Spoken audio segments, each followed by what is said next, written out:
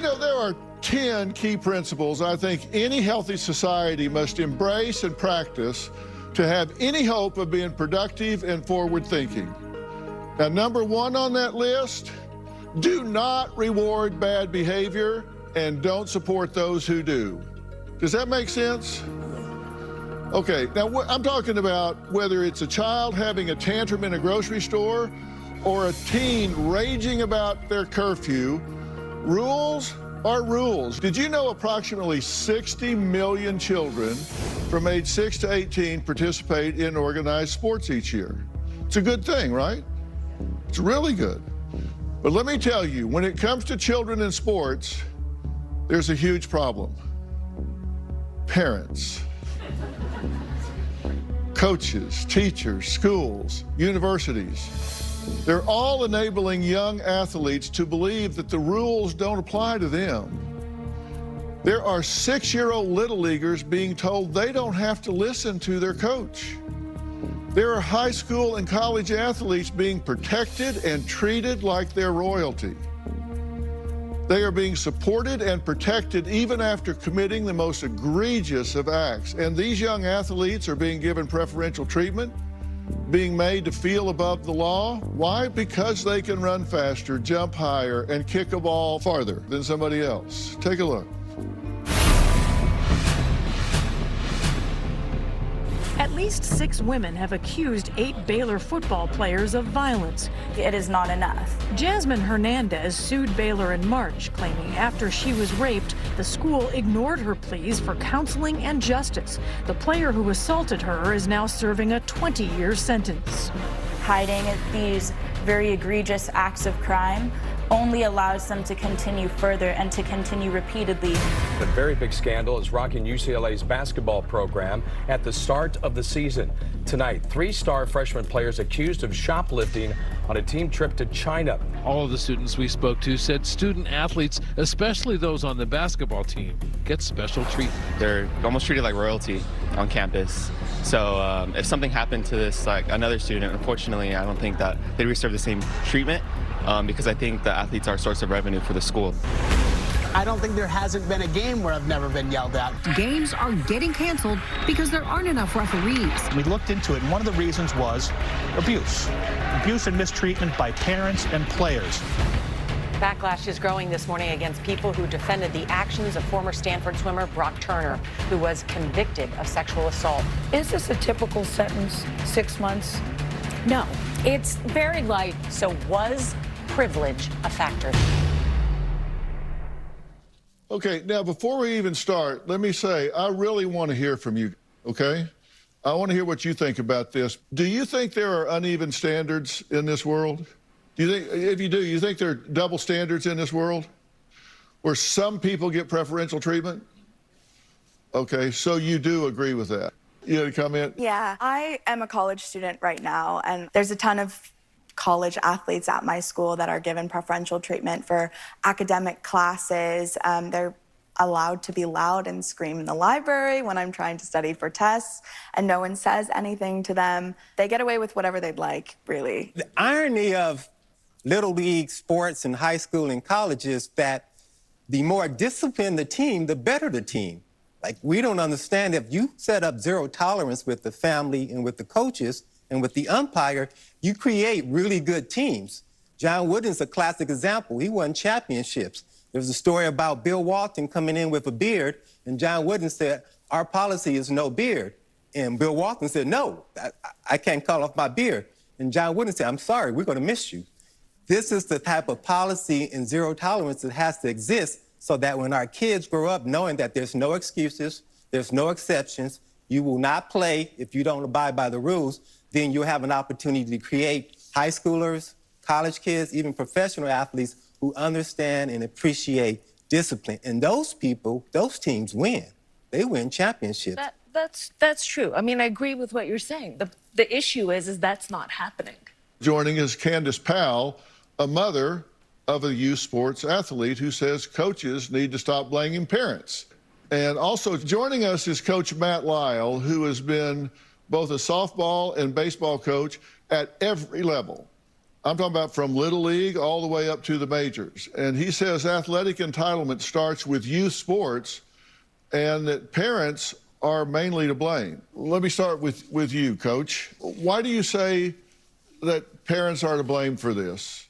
Well, somewhere along the way, a shift happened in team sports where the emphasis went from teamwork and life lessons and being a better person and accountability to now about getting that scholarship and making the big leagues. So this huge shift has really happened in youth sports, and parents are driving the vehicle of, how do I get my kid to get noticed? How can I get him to the big leagues? And so I've noticed that big shift in my career. Now, you say that there are 8-year-old kids that have more power than their coaches. Why? How does an 8-year-old kid get power more than their coaches? I just think for a lot of parents out there, they love their kids. They want what's best for them. And so they evaluate, you know what, I'm smarter than the coach that you have. I'm more experienced. And so listen to me. You don't have to listen to your coach. And these conversations are happening at the dinner table or on the way to the game. I want to hear from Candace because she is the parent of a youth athlete. And you have a different perspective, Candace. What do you have to say? Well, I agree with a lot of the things you said, right? The coach's purpose and their role is to develop the athlete, teach them how to play the sport, kick the ball, hit the ball, catch the ball, whatever it is.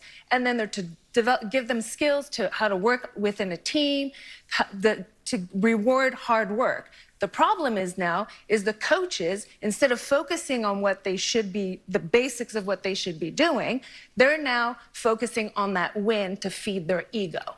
So then all they want is to win that trophy and win that tournament so that they can brag on Facebook and say, look at my team, we're the winning team. Well, then they start bending the rules for the athletes that are higher performers. So those athletes don't need to show up at practice on time, or they don't need to be respectful to the coach like the other ones. They don't have, when they're at practice, they can just be standing around while everybody else has to run the drills. So the coaches are festering this behavior, and at a young age, these athletes learn, I don't have to learn the rules. I don't have to obey the rules. Do you think these athletes are coming to the team, to the practice with an entitled attitude these days?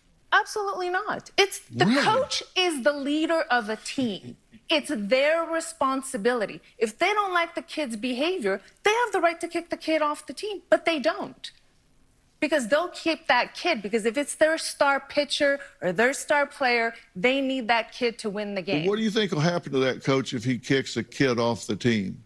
Nothing will happen. What will happen? A parent will complain? Oh, my God. That parent will be up there at that school screaming bloody murder. Oh, my God. Oh, my God. I've seen it. And you were a ref. Referee administrator, that's correct. You said one of my favorite letters. You said, I have come to despise so many of you. Yes, indeed. So I'm done, and it's your loss. Yeah. Do athletes feel that they are above the law? I don't think athletes walk around in general thinking that they're above the law. But I do believe because we feel the privilege. And I think that privilege comes from all of the things that we've done since we were younger playing the game. Yeah. And once you excel, once you have success, people want to support you and see you continue to climb the ranks. So now I think your perception, you walk into any situation and now you're thinking, oh man, it'll be all right because somebody will look out for me. Some of the perks of life that comes along with being an entertainer, being an athlete. Person of status. Person of social status. You're going to get away with some stuff that typical people probably won't. Well, you just heard it. Getting away with things typical people wouldn't.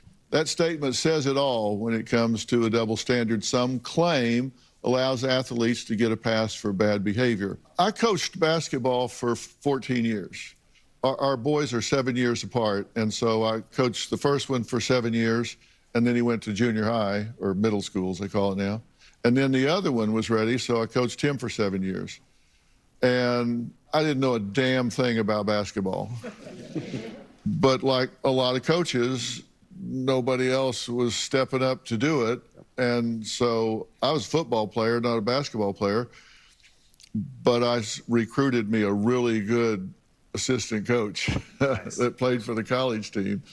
And I experienced a lot of parents that just wanted their kid to have a winning experience. They wanted them to do well. And so they thought, I can do it for him. I can will it. I can do this. They were well-meaning, but they were just, the kid couldn't hit the ground with a ball. And it was tough. Yes, sir. Sometimes there's an advantage to having a coach that is not well-versed in the game. Well, mine were lucky then. Because at an early age, you want these kids to take ownership in the success of their team.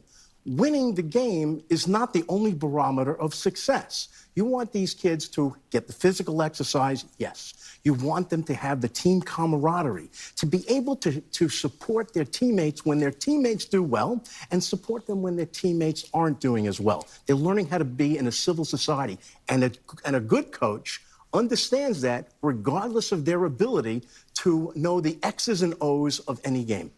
Yeah, but they don't always do that. No. Your name is Avery, right? Yes. Avery Crute. And you were a ref. Well, you are a ref. And I still know referees. But you were the president of the association. I was the administrator of the referee administrator. That's correct. Okay, and you resigned that. I resigned the position of administrator because I was no longer able to support all of the referees that were being mentally, physically, and verbally abused from the sidelines. You sent a letter. Yes. That is one of my favorite letters. I have to read some of what you said. You said, "This will be my last year as your referee administrator, and there's a reason. I have come to despise so many of you." Yes, indeed. "And I hold so many of you in contempt.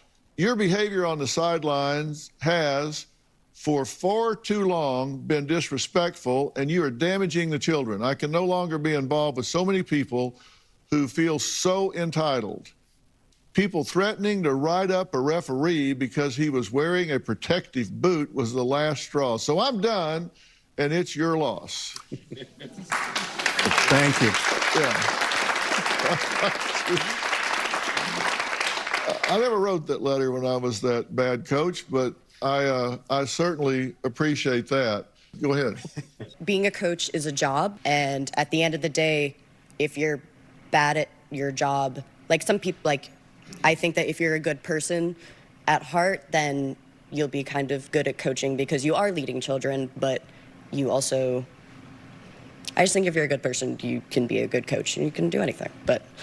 Yeah, but coaches put up with a lot of abuse. And by the way, if you have some training as a coach, kids with a trained coach, the dropout rate is much lower than if you have a coach that doesn't know what they're doing.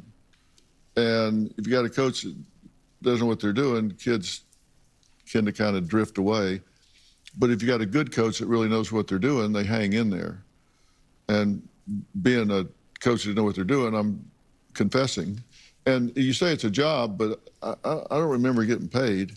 And these refs get like $10 a game. They go out there and get like $10 a game, and then things are getting really out of control. We've got a video here of parents acting badly at some of these games right after the break.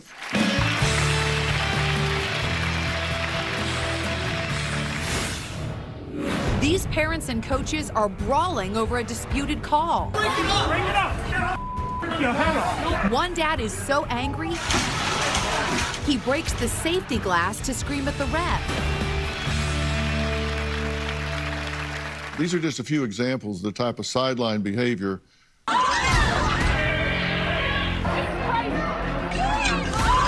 And this season, refs for youth hockey have been quitting in droves. The reason? Bad behavior on the part of parents and coaches. These parents and coaches are brawling over a disputed call. Break it up! Break it up! Get your head off! One dad is so angry, he breaks the safety glass to scream at the ref. Police say a parent tackled a student wrestler in the middle of a match. A high school wrestling match turned all-out brawl. It's crazy. Witnesses say this all happened after one parent charged at a student from Southeast Guilford High School. Cell phone video captures the chaos that broke out during a kids' baseball game in Lakewood, Colorado last Saturday. Angry parents flooded the diamond and started throwing punches. This went beyond a simple shoving match. Fists were flying.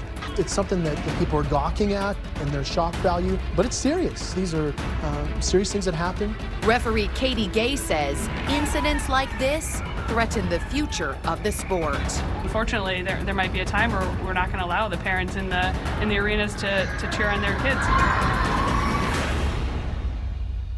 Now, for $10 a game, you kiss my ass. I'm going to stay home in my recliner. I'm staying home in my recliner and just watching something on TV. What is, Matt, come on. Yeah, and I agree with Candace. There are a lot of bad coaches out there at all levels, from the big leagues on down to T-ball, who, their kid gets special treatment or they're giving special treatment to athletes. That definitely happens. Let's be clear about that. But context is really key. In your situation where you're coaching youth athletes, you're doing the best you can. It's not a job. You're not getting paid. And as high school, most high school coaches are getting a couple $1,000s maybe, and with gas, and they're not making anything. Now we come to college and pros. That's where we get a little bit different, and it is a job. The issue that we have, though, is that a lot of these athletes are coming into the programs very entitled and painting these good coaches into a corner because they're afraid. They're afraid to bench their best player.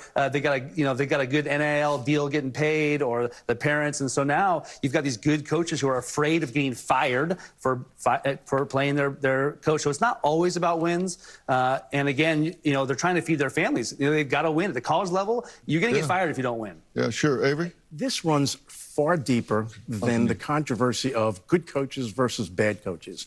What we have in this country is a mental health problem.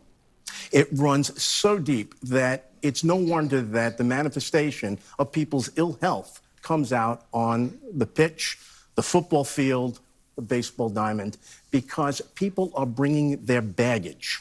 And their baggage affects not only themselves and their kid, it affects everyone else out on the field. So when a parent behaves badly and everyone witnesses and nothing is done immediately to that parent, every child is affected because what is the lesson they learn?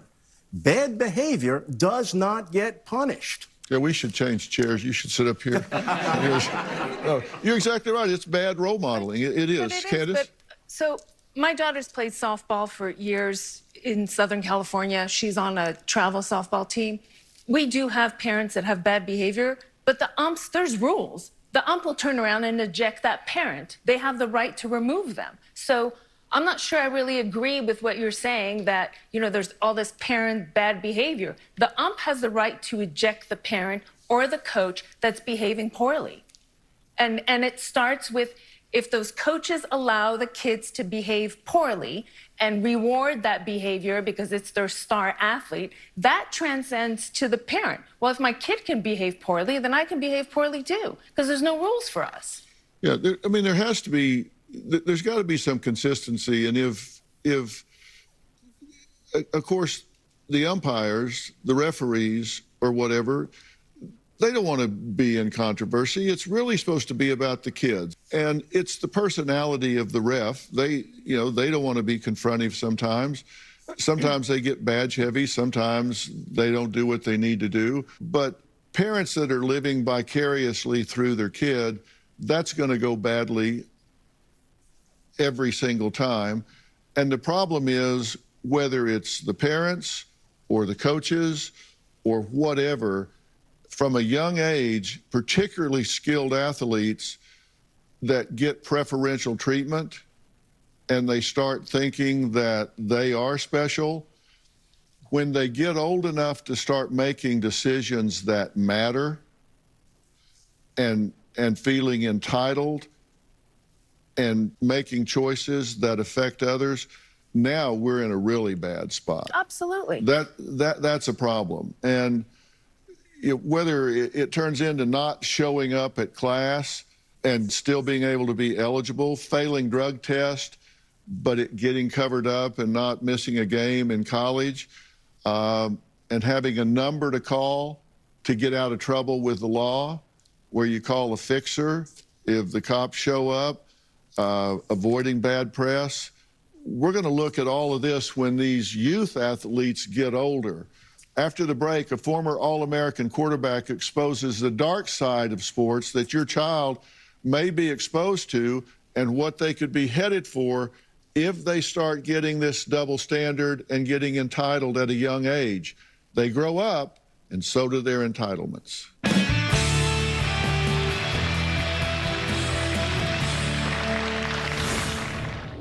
They're bending the rules. There's no way any of our kids would be able to attend an online school to fix your B to an A if you're not an athlete.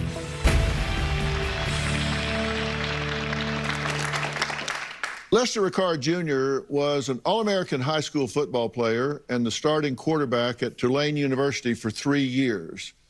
He says he knows firsthand how being adored by the student body can get to a player's head, as well as how some colleges are enabling players to feel untouchable. Lester, thank you for being here. Thank you for having me. You said that this really got to you, got into your head. Yeah, you know, I was visiting one of my good friends doing his spring football fest back in 2005. My uncle took me out to his university, and afterwards they had this big celebration. The team got together. They went to this club together. They partied, and sure enough, my friend who I grew up with, his girlfriend, they ended up parking lot arguing, and she kind of pushed him. All of a sudden, he clocks her, bam. And my knees got weak, and where I'm from in Louisiana, he's a black guy, she was a white girl. I mean, you push a white girl, that's a life sentence in jail. But if you hit her, that's the death sentence. So I got nervous. I went back to his dorm with him, and sure enough, you know, I'm thinking, you know, I'm gonna be pulled in to be, you know, investigated or even questioned. And sure enough, he calls this guy, pulls out this card he has, and he calls him, and he tells him exactly what happened. I followed with him a week later and asked him, you know, what happened? And sure enough, he says, hey, man, once we called X, Y, and Z, it was done. And I just found even then, I grew up in a home where, you know, just doing right was the right thing to do. And to see this it was alarming and very nerve-wracking. But it got in your head as well. You said at school you would actually park in the president of the university's parking space? Yeah, I mean, just some senseless entitlement. And then, you know, my coaches called my mom one day, and my mom, all of a sudden, I'm in practice, I'm in the middle of a drill, and she comes out there walking in a rain pour like you wouldn't believe, and snatches me off the field in front of all my team. My coaches are looking around like, Miss Ricard, can we get through practice? She says, you can get through practice if you want to. You won't get through it with him. And you know, listen, I'm from the South, so she had a way of getting through it and getting through my head. So needless to say, I never parked in the spot again. Just yeah, so she brought you back down to earth? Yeah, humble pies. She can easily do that. Yeah, I can't imagine. Did the president ever say anything to you? He would say good game, and if I played well. But, you know, he would tell me after the game, hey, listen, I don't want to see you in my spot this week, but if I was running late, you know, and that spot was open, I loved him, and he loved me, and, you know, if I beat him to it, it was almost like eeny, meeny, miny, mo, right? Mo got the spot. Yeah, okay. You had a comment? I can say firsthand that this behavior definitely has not changed. In fact, it's probably only gotten worse. And I feel like parking in the president's spot is honestly on the lowest level of things that these kids are getting away with nowadays. Really? Yeah. What's happening now is, you know, they're bending the rules. Well, I know of a current high school football player, and he's a top-ranked football player, completely failing every class. His entire transcript is Fs.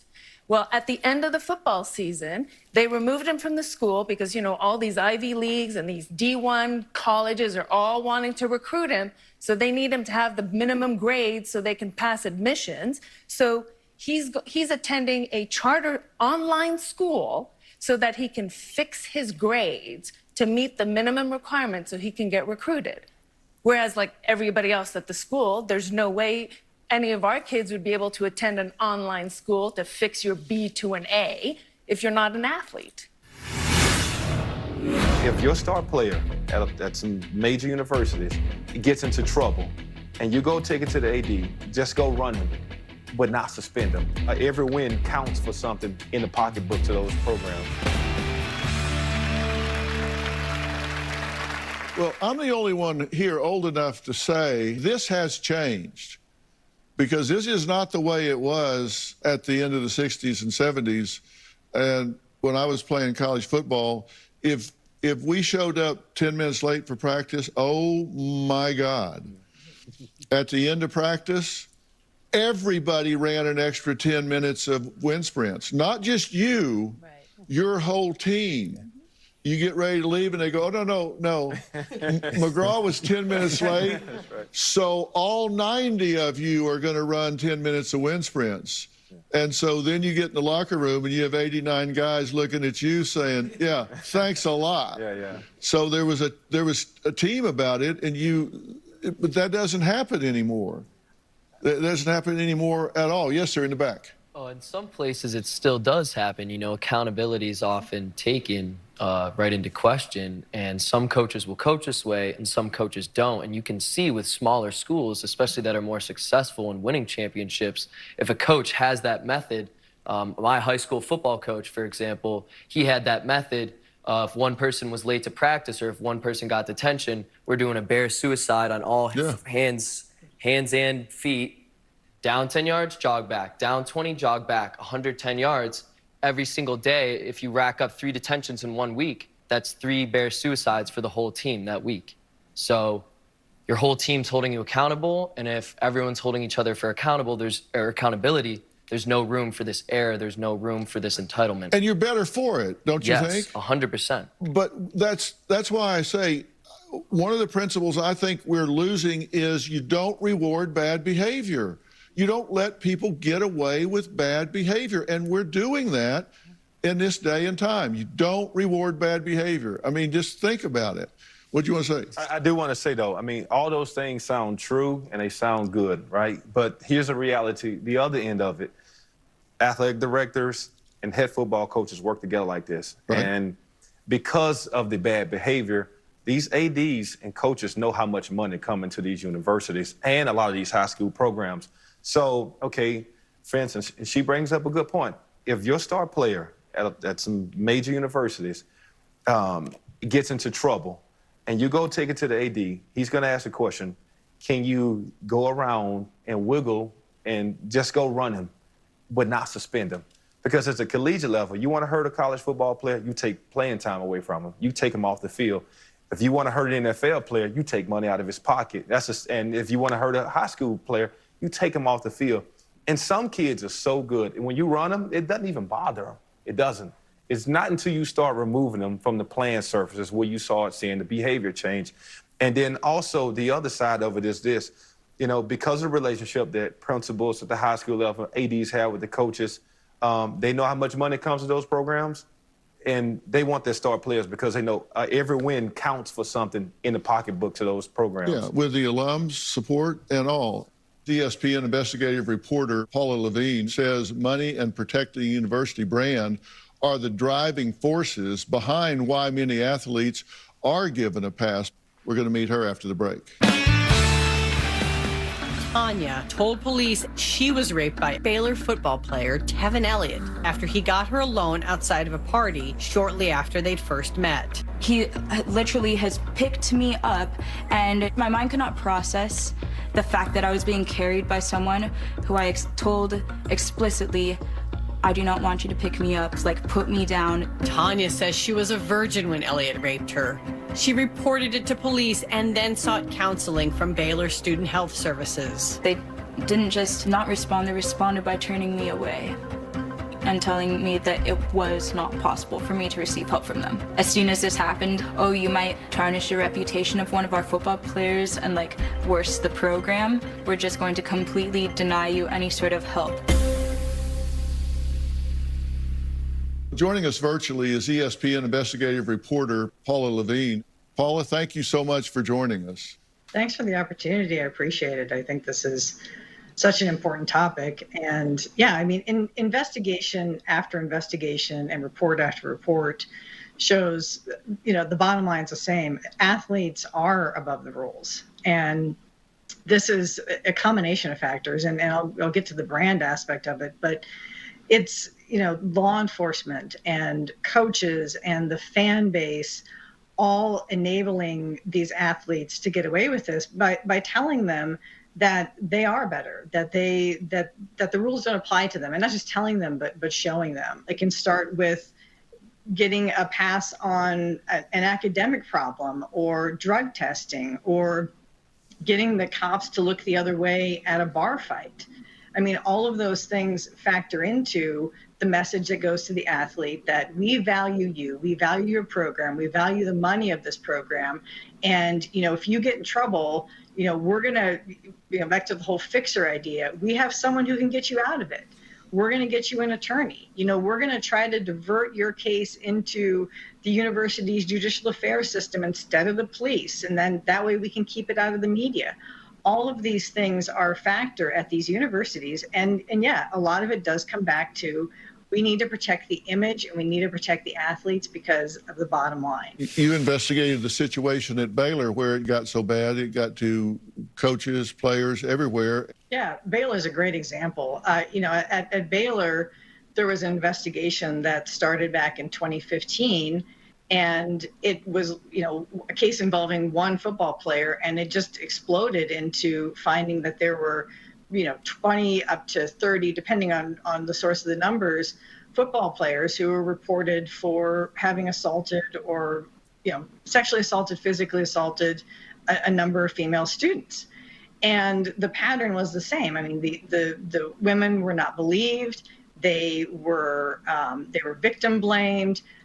The system just failed to follow up on their reports. And keep in mind that Baylor is the world's largest Baptist university, and there's a very Christian aspect of this in there, and that these women were looked down upon for even having sex, and the idea that there would be non-consensual sex on campus was something that the university didn't want to acknowledge. Again, going back to the brand, and you had and there's a good example at Baylor with one of the athletes. His name was Tevin Elliott.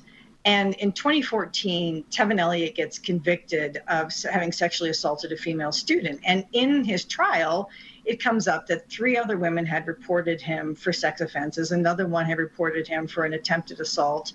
And he ends up going to prison he gets a prison sentence for 20 years. And if you trace his case back even further, he was, at a time before all of this stuff came up with the sex assaults, he got in trouble for an academic issue. He was caught plagiarizing. And at the time, there was head coach Art Briles, who intervened specifically on Elliott's behalf after Elliott missed a deadline to appeal his academic probation. And he appeals, and Briles goes and talks to the university president, who at the time is Ken Starr. And yes, I always have to say this, yes, that same Ken Starr, who was the one who led the investigation that led to the impeachment of President Bill Clinton. He's at this time the president of Baylor University. And despite all of the other people in the academic department saying that if you grant this special concession to Tevin Elliott, you're going to send a message that athletes are above the rules, Ken Starr does it anyhow. And in some of the filings after all of this stuff came out with the sex assaults, and after Art Briles was fired and Ken Starr was demoted and leaves the university and other people are sanctioned, the regents are saying, these actions are what enabled these athletes to feel like they could go ahead and do anything. Right. And that there was an overall perception that the football program was above the rules. Yeah, we're going to talk to someone, a young lady, that claims athletes are so protected that she was discouraged by a school counselor from reporting that she was sexually assaulted by 3 basketball players.